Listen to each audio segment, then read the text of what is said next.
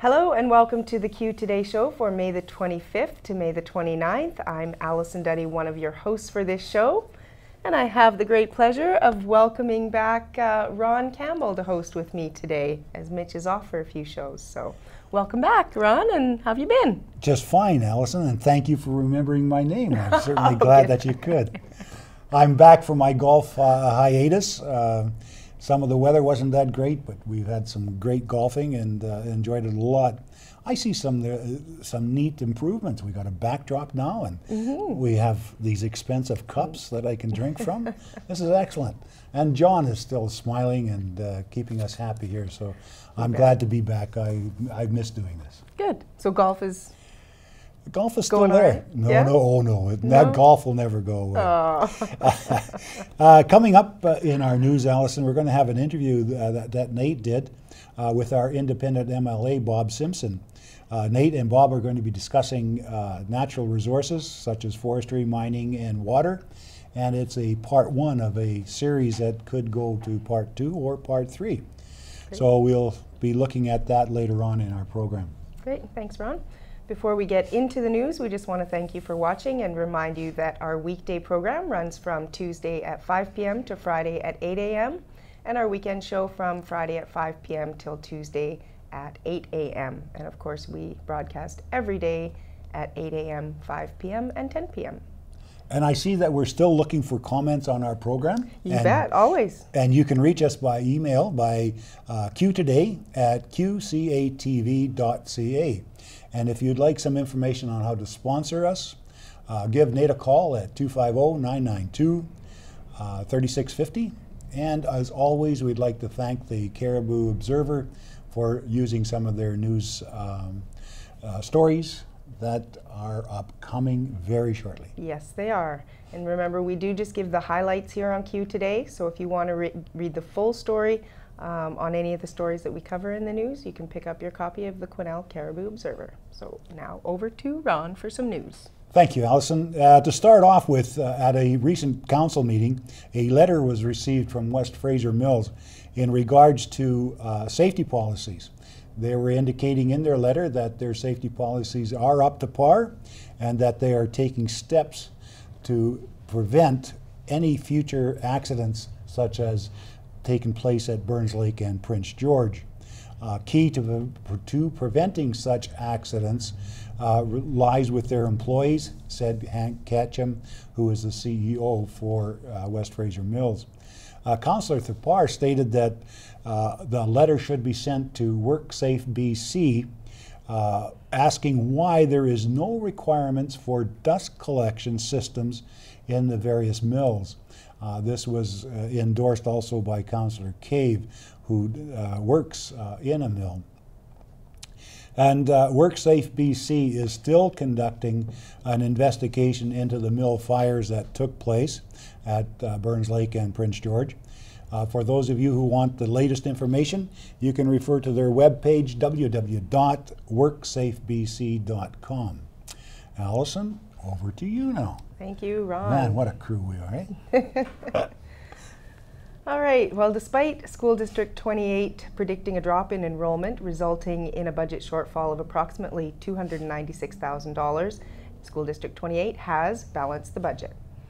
In a recent Observer article, Autumn McDonald covered a press release from the school district on the adjustments they had to make to balance the budget. The release stated that the board had conversations with the school-based Parent Advisory Council reps, the general public, and employee groups receiving a full range of input. The most common feedback received was related to underutilized facilities in the community, which aligns with the board's goal to form a facilities review committee starting in September 2012 to review all facilities in the district. Although traditionally the Board of Education aligns the Aboriginal education budget to match the required targeted amount based on the enrollment of Aboriginal students, this year the board decided to maintain existing service levels in order to maintain the district's focus on Aboriginal education. In order to balance the budget and meet the program's needs, there are a number of adjustments planned as outlined in the article, but the board believes that this budget will provide sound educational programs for all students in the district with every effort being made to minimize disruption at the school and department levels. So it seemed to all sort of balance out from the cuts that they have planned to some of the extra stuff that they're putting in. They did a pretty good job, I think, of balancing it out. So. Certainly. It seems like every organization now is really budget conscious. But you know, there's a part of me that says, how come they're always looking at the root of something rather than looking at the top? The top end is getting to be extremely heavy, and I'm talking salaries, of course. And I think that sometimes we have to start at the top instead of working at the bottom where all the people are that are doing and producing the work. We got to start looking a little wider, I think. Yeah, good point, Ron. Yeah, you're welcome. Sure. I'm always thinking about things, you know. My story is about Kersely, and from seeds to emerald. Now, when I first read this, I said, well, you don't plant a seed and you get an emerald, unless, of course, you're Kersely Elementary School, who recently completed 500 environmental actions, activities, or projects to earn and be awarded the Emerald designation. And they are only one of 20 BC schools to receive this SEEDS status. They started the Emerald quest in September '09, and it took 3 years to complete the 500 projects, and this was done, Allison, with only 60 students. They are now going to open an outdoor classroom, and their next goal is 1,000 environmental projects, and this will help them to obtain Earth status. Good luck to you students and teachers. We hope that you make that goal, and well done with what you have done for the environmental projects that you took on. Allison. Impressive. Isn't it though? That is. That's neat to see. Okay, North Quesnel's community garden is growing again, and they're inviting the community to come out and help on Plant Day, which is set to take place actually this Sunday, the 27th, from 10 a.m. to 2 p.m. The garden is located behind Quesnel Junior Secondary School, just off of the alley. Volunteers will be erecting the bean pole, planting the vertical culverts and raised beds, turning compost, and transplanting vegetables. Says in the article to bring the kids if you like. There's a sandbox in the middle of the garden for the young kids, and they're also going to have some scarecrow construction activities for the slightly older children. There's also going to be volunteers providing soup with buns and refreshments for lunch. So if you're interested in growing your own fruits and vegetables, it's a great time to come out and meet the gardeners and check out the garden. Yeah. So, talking about scarecrows, they figured that I would make a great one, except I was a little too heavy. I'm glad you said it and I didn't, because I was thinking it, Ron. I would have been just great. But we don't want to scare the children. No, we birds. don't. True. So now you've put me off track now. I guess it's my turn.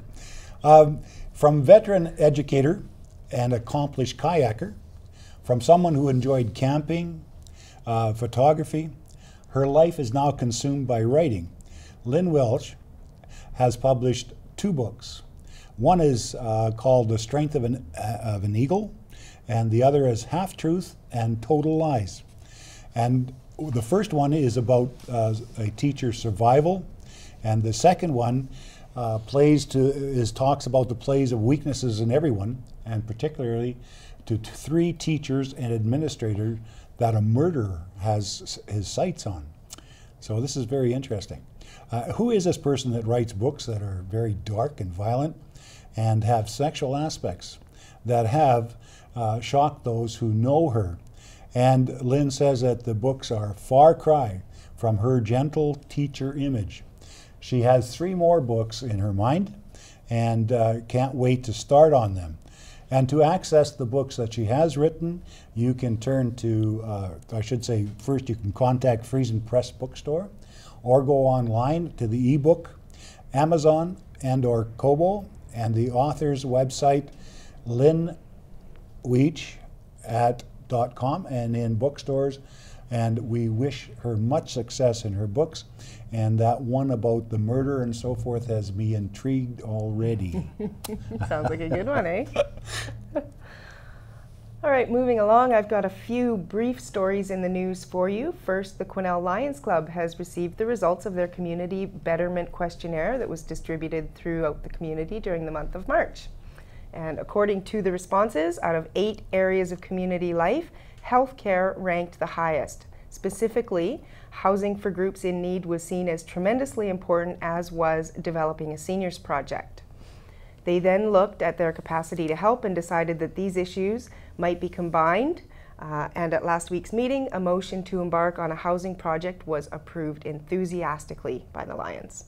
Lions President Orville Milligan thanked the community members who filled out the survey and added, "Now it's up to the Lions and other community organizations to make this project a reality." So we look forward to keeping you abreast on what's happening with the Lions Club and their new project. I'm looking forward to what they can do for the seniors. I understand that we are going to have a seniors interview coming up sometime during the summer.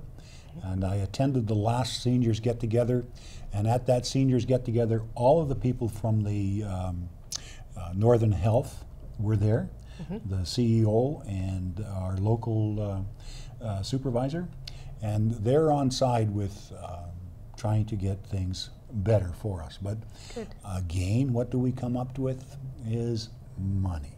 Yeah. That's what it always comes down to. Always comes down to. Unfortunately. And So, that's why we get the big bucks for sitting here. yeah, right. Next up, in our brief news, the BC Power pioneers Toby Cave and Sharon Krutzer presented Matthew McLean with his $1,000 award.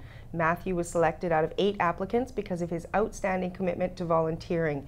He has more than 2,000 hours volunteering over the last few years. He has been accepted at the University of Alberta in the Computer Sciences program, so I'm pretty sure that $1,000 is going to come in handy to Matthew. Congratulations. And lastly, Sears recently donated 150 plush toys to G.R. Baker Memorial Hospital.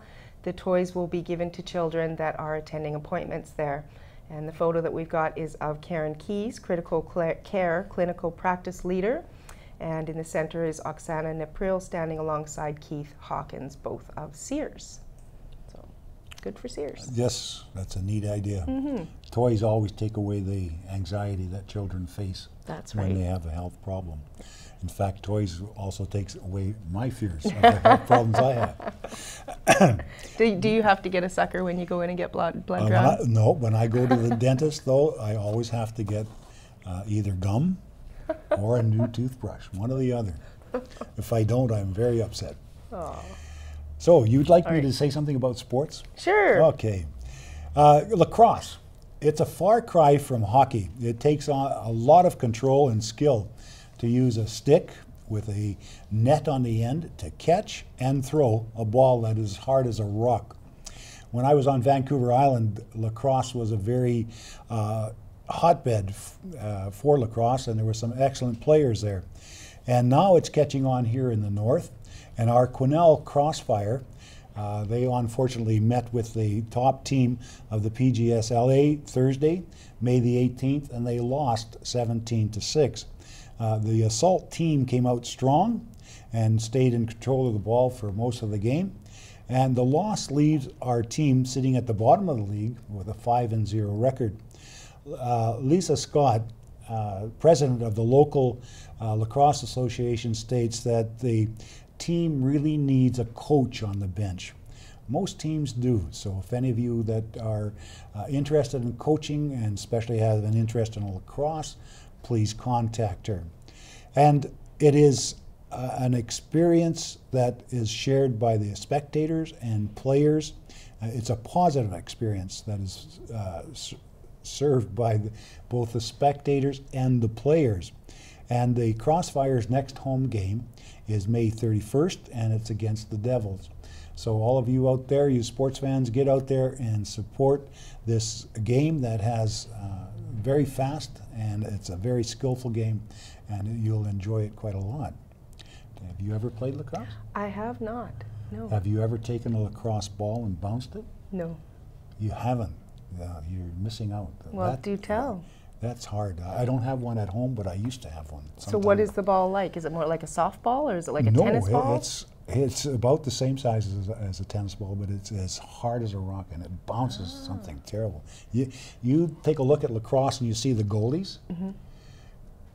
They look like they're as wide as this table, but they have to have that padding because that ball comes at them. I don't know how they can stand there and stop it. And I was trying to think of the player that was in Nanaimo. He became a Canadian icon in lacrosse. So it's quite an interesting game. And it was it was invented by our native people, and it's come quite a long way. Anyway, I didn't do that much research on it, but I do. Sounds like a little bit. I'm always interested in sports. Yeah.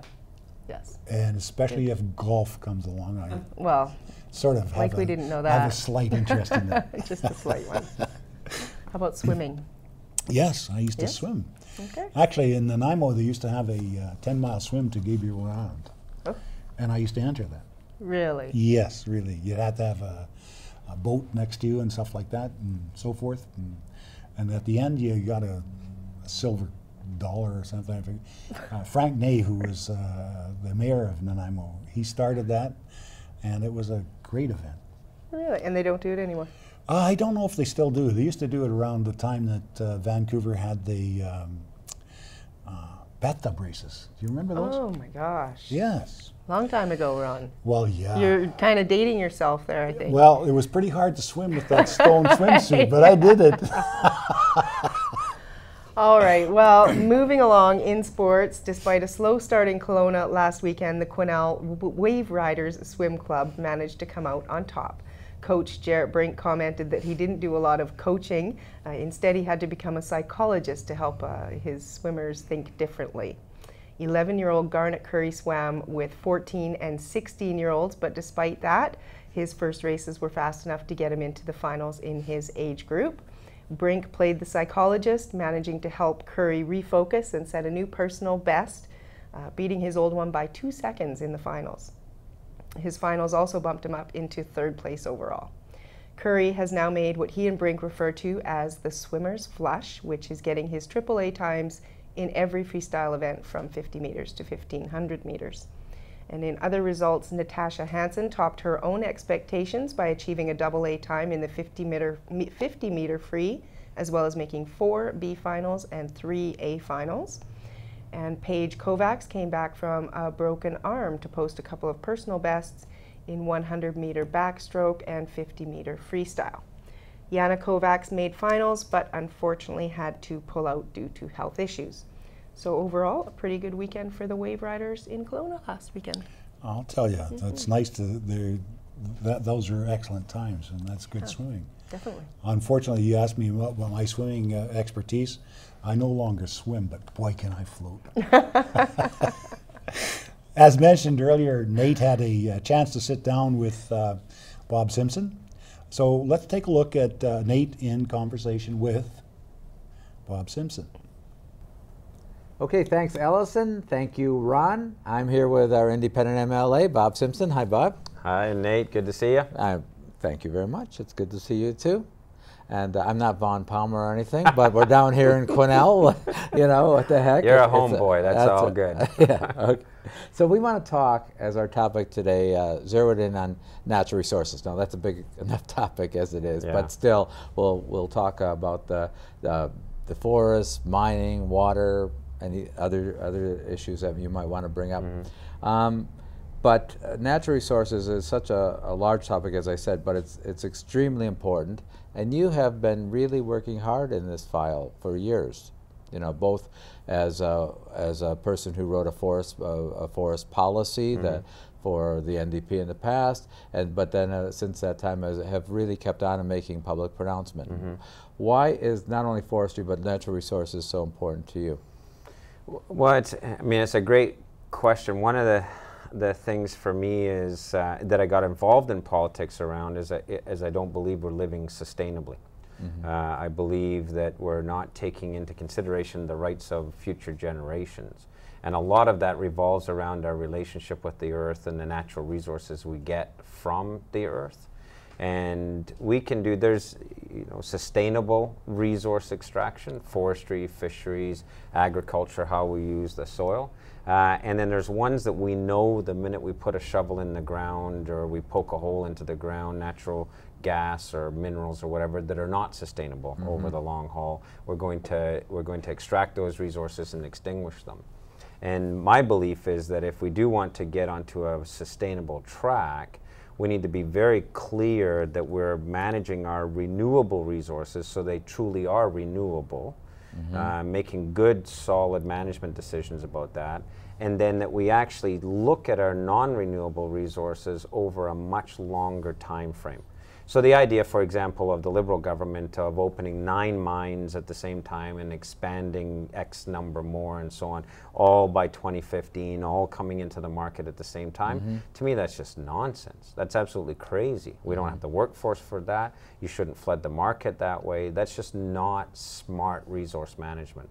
So for me, it's a foundational thing. Our relationship to the earth is expressed through the way that we get access to those resources, and I would like future generations to have as much opportunity to those resources as we do. And so it's the governance issue of how do you do that. You've got today's voters, but you've got the rights of the future, and I think the real governance challenge is how do you balance those two. Right. And I remember, many times you talk about environment as the foundation for economy or social well-being too. It's not three-legged stool. There's a basis, and then from our basis, then the others flow. Yeah, if you don't have healthy forest ecosystems, for example, then your water systems are in trouble, your air filtration systems, whether or not we're pulling the greenhouse gases out of the atmosphere is all predicated on whether or not those forest ecosystems are healthy. You can have economic activity from those forests, you can have social benefit from those forests, but if you manage them in the way you extinguish them and there's no healthy ecosystem there, you'll lose all of that economic and social benefit. So the foundational piece for everything that we've come to accept as a standard of living is the environment, and we need to get back to understanding it that way. Okay, so let's take it piece by piece. First, the forestry. All of a sudden, a few weeks ago, 1.5 years, and the pine beetle's going to be dead, and going to have done its work, and the mills will start to close.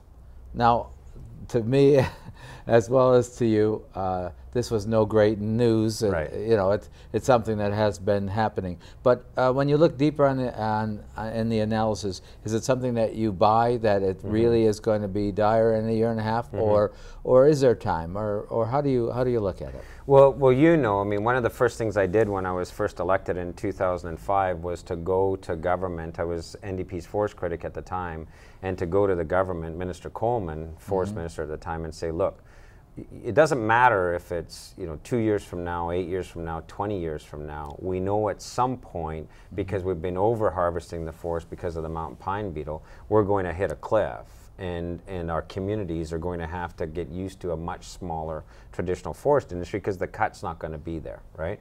And so, that longer time horizon would have given us a luxury. It's how I got the name Chicken Little in the house. All right, yeah, because in 2005 I was saying, look, we need to start managing for this inevitability. It's that longer time frame management. So when I was home for the April break for 2 weeks, I met with all of our industry representatives in the area, our ministry representatives, local government, because I was getting feedback that we had a very limited period of time now before we would start seeing mill closures. And I was trying to understand that because there was also the push to lift the land use constraints in the land use plans to get access to more timber. And I was trying to figure out if the panic was a bluff to get access to some of the timber that was otherwise constrained, or whether it was real. And what I found out, it's real, but the numbers are confusing to people, and it's important for people who are watching this to understand, is that we have available timber in a mountain pine beetle increased annual allowable cut out to about 2020. And that timber is available to our mills. But in today's market conditions, with a depressed U.S. market, a Chinese market that's softening, there's not a lot of money to be able to go the distances that they need to go to get that available timber. So there's a difference between available timber, which we have until about 2020 based on the last annual allowable cut, and commercially viable timber, which given today's market conditions and today's land use constraints is only a couple of years, 2-3 years at the very most. It's the government's documents that say it could be as early as 1.5 years. So that's one of the things I want your viewers to know. These aren't my numbers. Right. These are numbers that come from the documents that the government put together, that was leaked to my office, that the government put together in conjunction with the industry. Okay. So the question we now have in front of it, and the same with the job numbers. Like the job numbers for Quesnel was, it was 1.5 years, and all of a sudden 1,600 jobs are going to be lost, and in the Williams Lake area 2,200 jobs will be lost. But I've tried to get, and I've said it to all the press that interviewed me, those big job numbers are from the very peak of the industry to the very bottom, right? So that big job jump is the extremes. Well, we've already had mills shut down, right? So it's not the 1,600 job loss. The North Star Lumber's already done. There's 300 jobs or so there, and so on, right? So the job numbers aren't that big. Plus, in the same time period, we're going to have a bunch of people who retire out of the workforce as well. So there's lots of factors involved in this. I think that the critical thing for us, though, is that we don't have a lot of time, and we have to do the planning anyway. Whether it's 1.5 years or whether it's out to 2020, we've got a planning challenge. And the planning challenge is how do we transition the communities to a smaller traditional forest sector. So that leads to economic development. CBAC, Caribou Chilcombe Beetle Action Coalition, was funded by the government a few years back and created some plans. Do you see new planning or dusting off some plans and seeing if they're relevant, or how do you see us preparing then for the next few years? So CBAC is one of the questions I have. The Caribou Chilcombe Beetle Action Coalition, there was the Almanica Beetle Action Coalition on Highway 16, and then the Southern Interior Beetle Action Coalition down in the Okanagan-Kootenays area, right? And one of the interesting things for me, and you and I have had conversations over the years about these beetle action coalitions and whether they were working or not. One of the interesting things for me is nobody is referencing these beetle action coalitions now that we're at a crunch. And a lot of taxpayer money went into those. In fact, the government hid behind those beetle action coalitions when I asked questions about it in estimates debate or in debate in the legislature. They say, oh, well, we've funded the beetle action coalitions, they're doing all that work. Well, now we're at the crunch time, and the government's put together a standing committee to go and do effectively what you would expect these beetle action coalitions to actually give them. You know, here's the plan for Quesnel, here's the plan for Burns Lake, here's the plan for Williams Lake. Those plans don't exist. You have some sort of sectoral generic plans that are collecting dust. You have a log home plan, you have a workforce demographic document, you have a social plan, but none of them are actually actionable. So I think it's a fundamental question. I'm going to be asking the Auditor General to look at, whether that was taxpayer money well spent. But I do think the government needs to look at those beetle action coalitions and maybe break them up and resource the communities. Resource the communities to do the kind of planning they need to do. But in place of the beetle action coalitions, what the government's going to do now is this standing committee that's going to go around in June and July and then make recommendations to government in August so that they make some changes to policy in the fall. So it's an 11th hour attempt. 11:30. And it frightens me a bit because, and my recent musing in the paper speaks to this, is it feels a lot like the cod fishery to me, right? Where this standing committee is going out to see if they can get more timber to the industry as it is, to keep the industry as it is going along for as long as it can. Well, that's exactly what we did in the cod fishery until the stock dropped off and then nobody worked, and they're still not working. That was the 1960s. We're now in 2012 and nobody's working in the cod fishery, right? And we could do that with our forests if we're not careful. And just speaking, one last thing about the forestry. In the article that you just had, that was just reported on in the Observer, you talked about a change in the authority of the chief forester. Want to expand on that? Yeah, in part I've always been struggling, even in the forestry plan I developed for the NDP, is how do you get forest policy out of the politics of the day, right? Because the politics of the day is a 4-year cycle, provincially 3-year cycle, you know, at the local government level, and forests need a 100-year cycle in the interior and 300 years on the coast. And so I've always struggled with how do you separate forest policy, forest management decisions, you know, the allocation of those resources away from the politics. And so this is just a thought piece. Take the chief forester. What the government's doing with the chief forester just now is they've actually taken the chief forester's role and diminished it over time. The chief forester's function now is given to the desk of a very busy assistant deputy minister. So it's effectively on the side of this guy's desk now. I'm saying take the chief forester's role and make it a statutory officer of the legislature. So it's an independent officer of the legislature, independent of all of the politics of the day, reports directly to the legislature, so is appointed by the legislature, not the government of the day, not cabinet, and reports to the legislature. And that independent chief forester's office can manage and give recommendations to the legislature on the long cycle of the forests. And the Forest Practices Board and various other things could be a part of that, because in BC, our forests are our single largest public asset.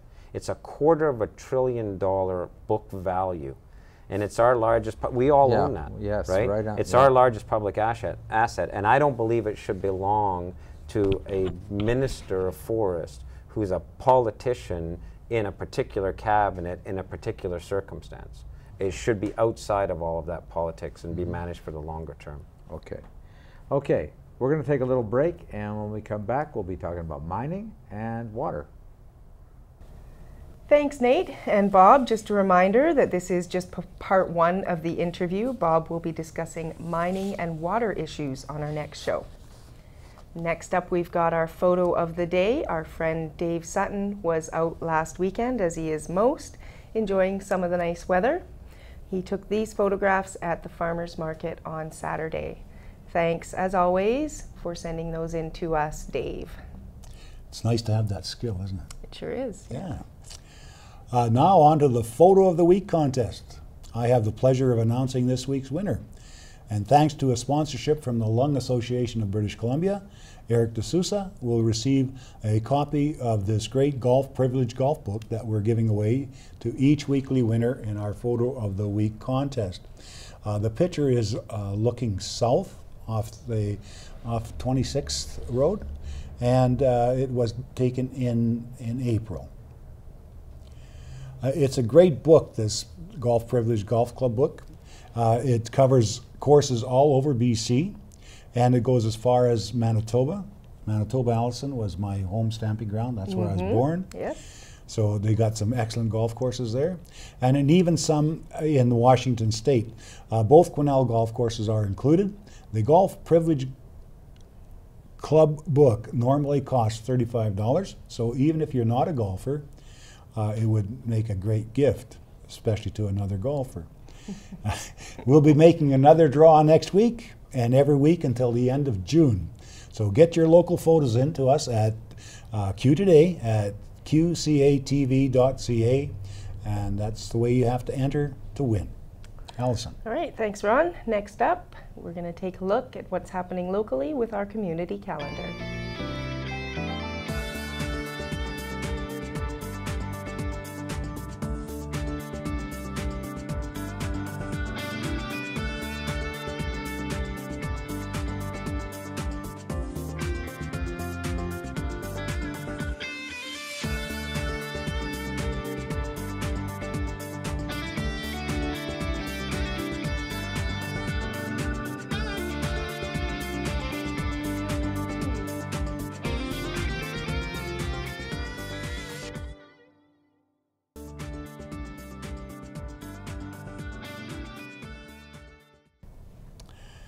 Well, that's it for this show.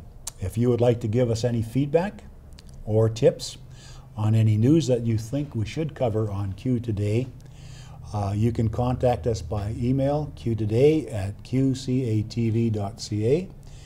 And if you would like to be a sponsor or a volunteer, You can also call Nate at 250-992-3650, or call the station and leave a message with John Mackenzie at 250-992-8363, because he always likes to take your call because he's quite lonely down here. And you know, I usually have a thought of the day, and I have one.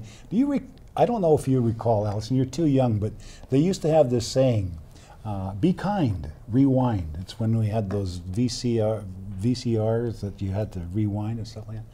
Well, I've come up with another suggestion. Unwind. Take some time now to smell the flowers, look at the sunshine, and get out and take a walk. Thanks, That's Ron. my thought for the day. Good one. I like that one. So remember, we're all set up on Facebook now too. You can watch our show either on qcatv.ca or on Facebook, facebook.com/qtoday, big Q, big T, all one word. So.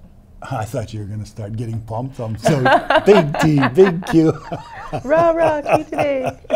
Remember, Q Today is produced by QMag, the Quesnel Media Access Group.